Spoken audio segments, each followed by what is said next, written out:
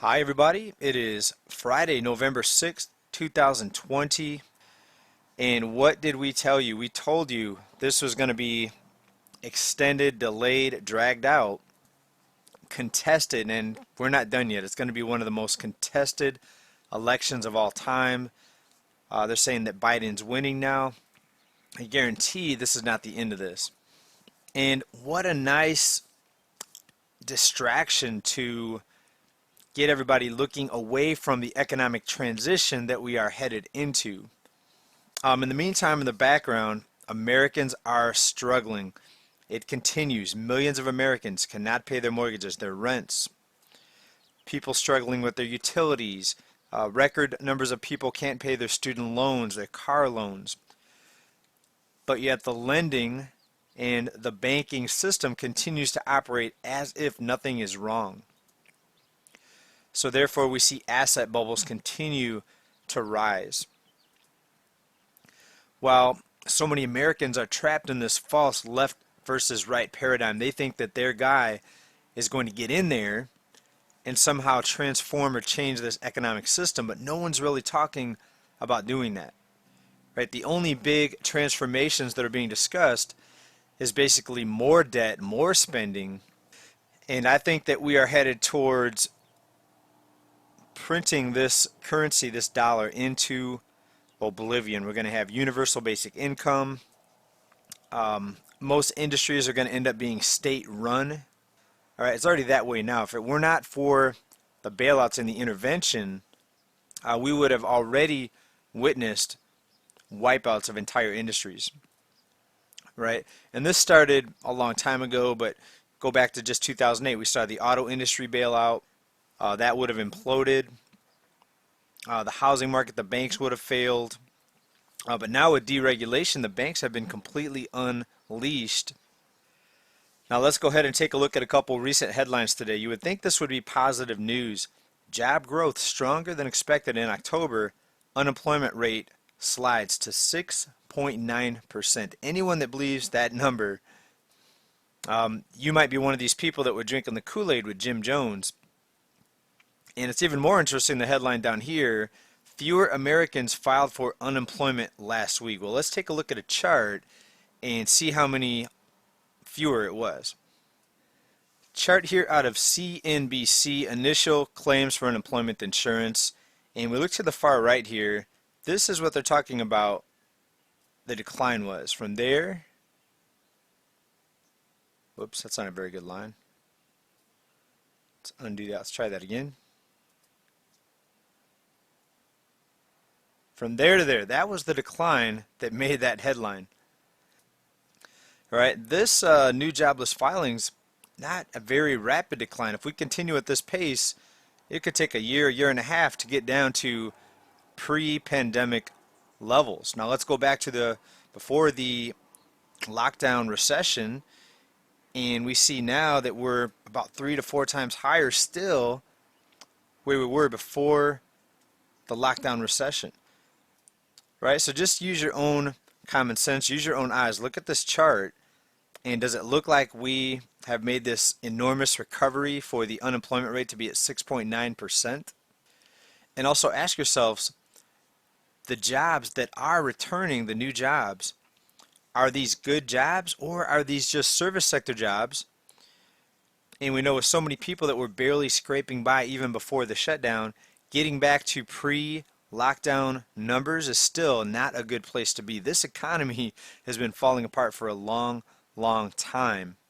And unless something huge happens, there's going to be a lot of pain for many American people. I hope it's not going to be you and I. I hope that we are preparing better than a lot of the other people.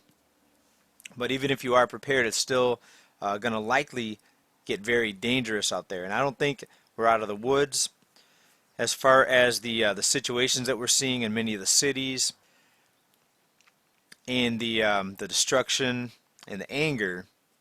I think it's only going to get worse. But instead of being angry about the financial collapse and the failed economic policies of our failed leaders, now we have this huge left versus right distraction that we talked about at the very beginning of this video. Speaking of big trouble and people suffering.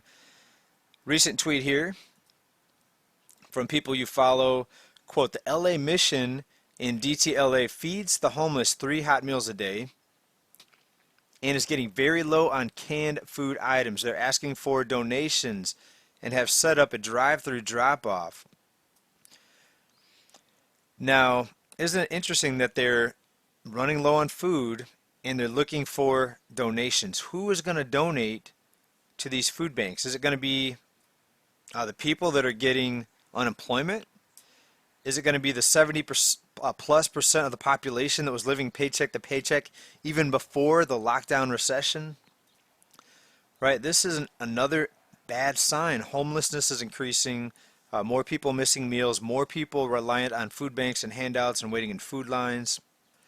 But yet somehow we're supposed to believe that the unemployment number is shot back down and everything's on a way to this recovery. All right, I think as we go along, I think less and less people are believing that, and I think that's probably a big reason why Biden got, looks like he's going to get the win here.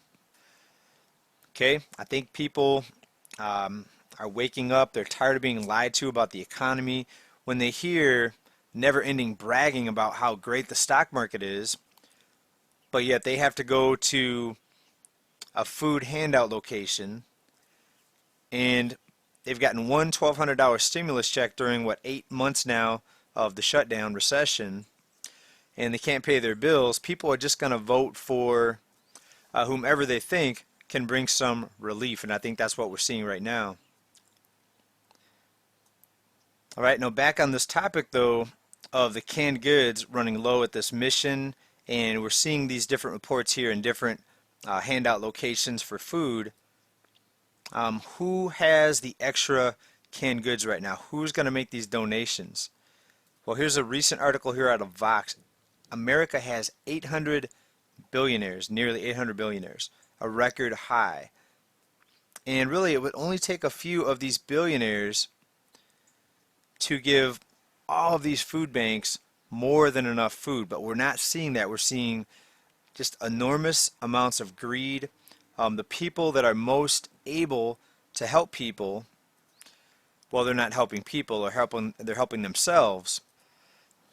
But yet somehow America is this great shining country, the greatest country in the world, some say. But it's very quickly, in my opinion, evolving into what might become a third world country if something huge doesn't change.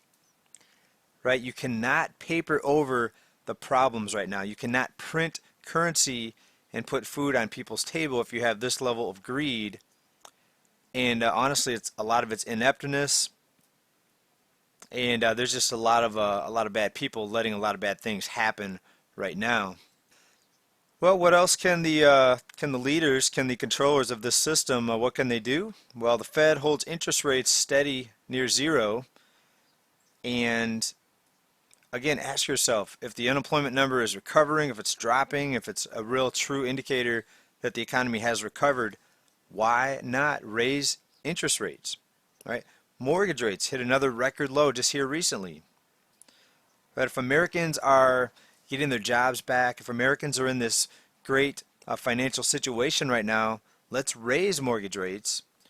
Let's hold the banks accountable. Stop the fractional lending. Right? Banks should not be able to lend out money that they don't have. They shouldn't be able to conjure up money out of thin air with a few strokes of the keyboard. All right, we're headed into very, very dangerous times, folks. You need to protect yourself in many different ways. You need to prepare. Every time I'm at the store, I grab a few extra canned items. It doesn't seem like much, but after weeks and weeks and months, you get a good stock of canned goods. And now what we're doing is we're going through the canned goods that we bought 2-3 years ago, because some of it's getting close to expiration, and it's not a big deal. We didn't have a collapse, a Mad Max event yet, but we're ready, we're prepared, and you should do the same. Also financially, you might want to get yourself into some hard assets. You can actually buy gold at fractional amounts. You don't have to have 1900, 1950, whatever it is right now. You can buy a fraction of an ounce of gold SD bullion down below if you want to start accumulating some gold. I'm more heavily in silver.